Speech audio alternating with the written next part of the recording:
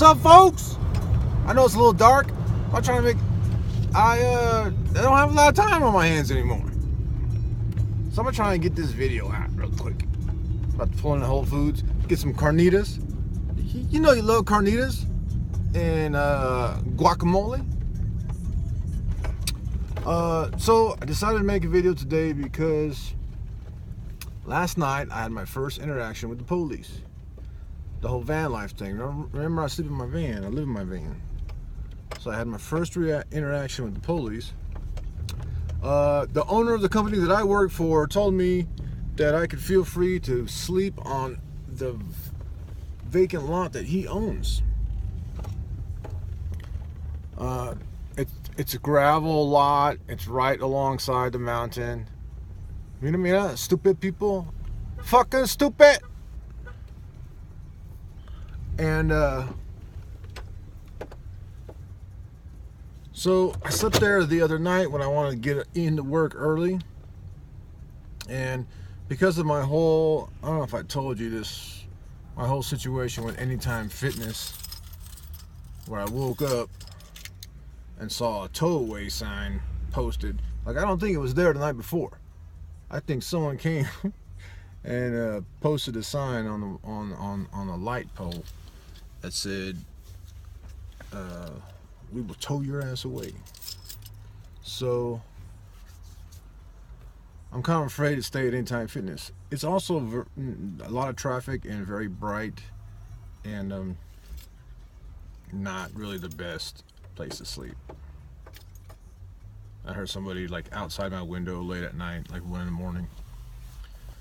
They were just sneezing, but the shit woke me up, and I was ready to fight. Anyways, so I thought, okay, well, I stayed up there one night, and it was great because it was nice and dark and peaceful, and I felt like I slept great up in the, maybe it's the elevation, I don't know, but I felt great. So I thought, I'll start sleeping there now. The only disadvantage is I have to like get dressed in the van and brush my teeth outside and whatever.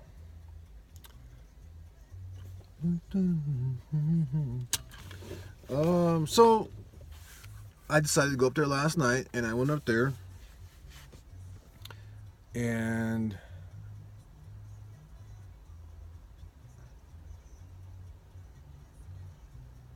motherfucker's texting me.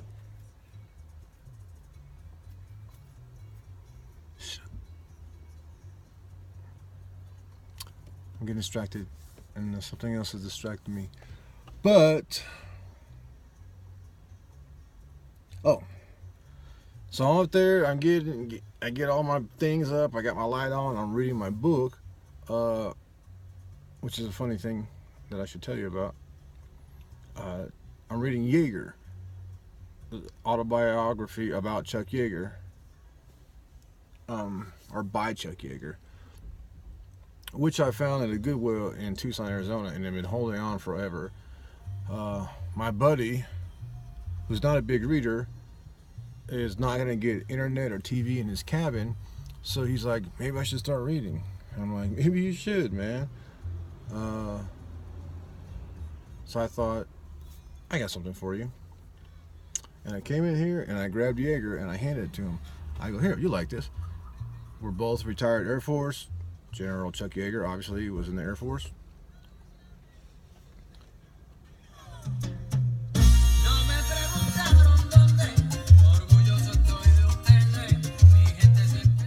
And so I gave it to him, and he's like, you know what, I've heard a lot about this. I'm like, yeah. So as the weekend progressed and we did stuff, I kind of like picked it up and read, and like, ooh. And then I read a little bit more, and then like in the morning, and while he was out doing something, I read a little bit more. While I was making breakfast, I was trying to read while I was making breakfast. And I had to say, hey, can I borrow your book? Because I got into it, and it's really, really good. And it's nice to take a break from, I can't believe I'm saying this, it's nice to take a break from reading fiction.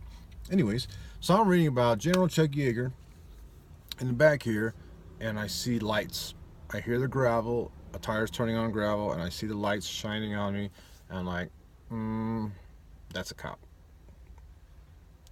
And I wait, and I hear a knock on my door. So I come up and I move my chingadera. I move my chingadera from here, roll down the window, and then I hear police officer. And I'm like, over here, sir. And I have my hands out the window.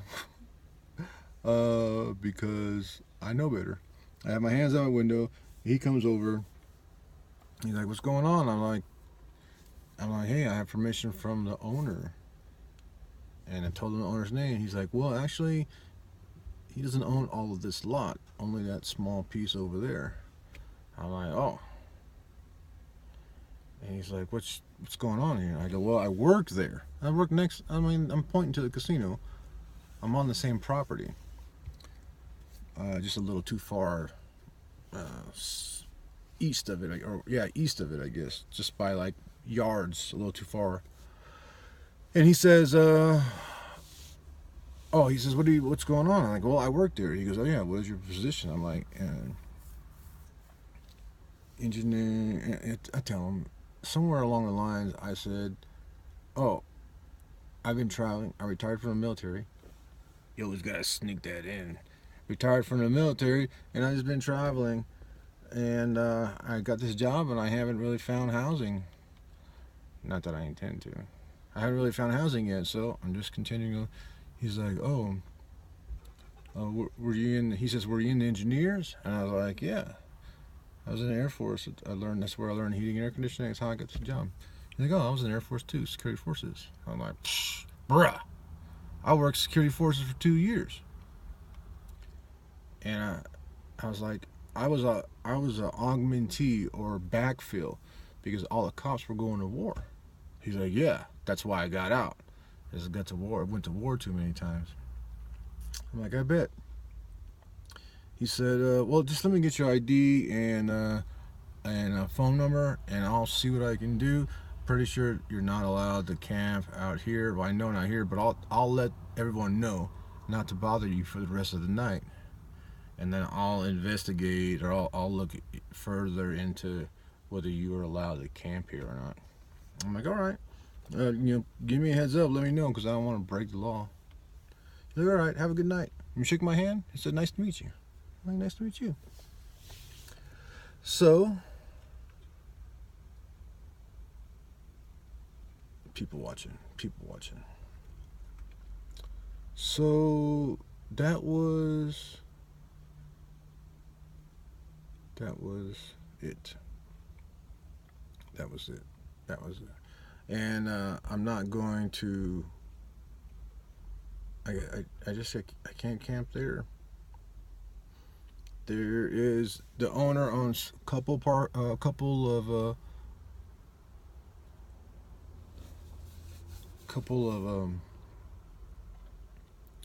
different casinos and properties in the area, and so one of the properties is this huge parking lot, which I could park there. It would look a lot less obvious that somebody's in there.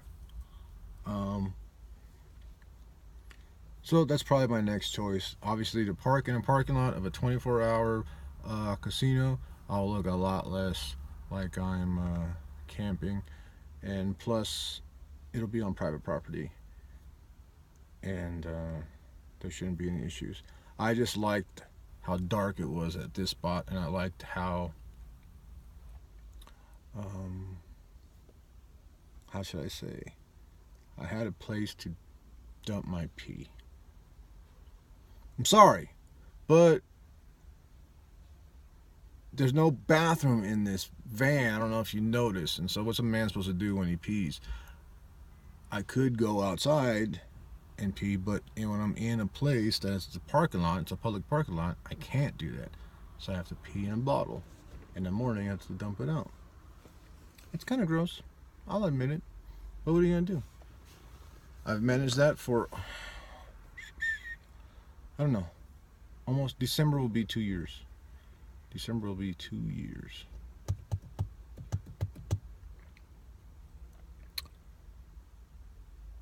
One more kind of a silly not silly. One more of a story. One more of a little story that I got. I check my book sales every day. And although it is disappointing how little I sell, it's not a disappointment. Like, I'm like, dang it, my life sucks, nobody buys my books. But it's definitely a good feeling to see that, hey, somebody bought one, somebody bought two. One of my weirdest bestseller is the paperback version, which is a super thin version of his book called Pass Your PT Test. I wrote it for the Air Force to help them pass their PT test, which is now called, it's not called PT test anymore, it's called Air Force Fitness Assessment. Air Force Physical Fitness Assessment. But that's the paperback version of that is my biggest seller. It's a way, I mean, honestly, it'll help your career. For $10, it'll help your career. But when you look at like thickness of a book, like you'd think you want something considerably, it's the biggest seller, and it says how many pages it are there on Amazon. So that's weird. Anyways, I noticed somebody bought Los Chocolates the other day, and I was like, oh good, I got a sale, that's cool, yippee. You know, it does you did a little fist pump action. Then later, yesterday, after I take my evening nap, my late evening nap, I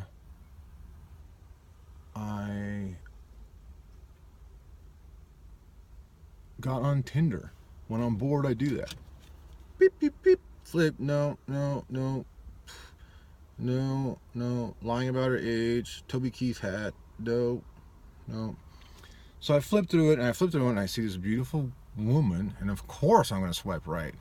And I swipe right, and we match.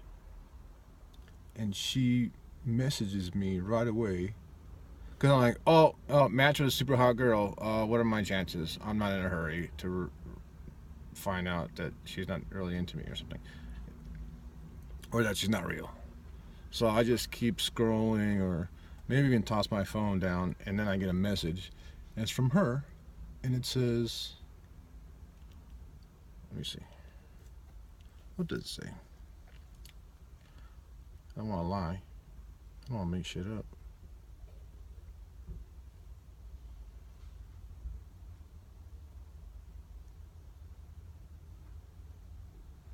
Oh, I did message her first. And I said, you look like my dream girl. Because she does. La verga. That's probably not the appropriate thing to say when I'm talking about a woman. Anyways, LOL, hello. And I say hello back with a winky face. You gotta send a winky face.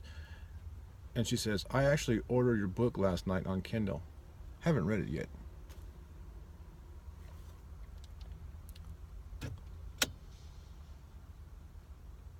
She's also an author, and she's writing a book, and the character in her book is named Esperanza. And of course, she bought Los Chocolates de Esperanza Diamante, my book. Also, her middle name is Esperanza. So we're messaging back and forth. Who knows? But that seems kind of, I don't know. Maybe I should stop talking about these encounters of women that I have with hopes that maybe it'll work out, and then it doesn't. And then it's kind of embarrassing that I shared everything. But that is the situation. That I see that somebody bought my book, and it turns out it's a beautiful woman who's also a writer, and his middle name is Esperanza, and the character in her book is named Esperanza, and we match. We matched on Tinder. Anyways, folks, that's it. I got a lot more to talk about, especially with this job, but I'm going to save it. I'll have something for you this weekend. Sorry this is dark, but hey, that's all I can do. I got to do the best I can do, and that's all I can do, right? Right. Okay, hey, don't forget, I'm an author, and you can find first chapter of my second book right here. Okay? Thank you.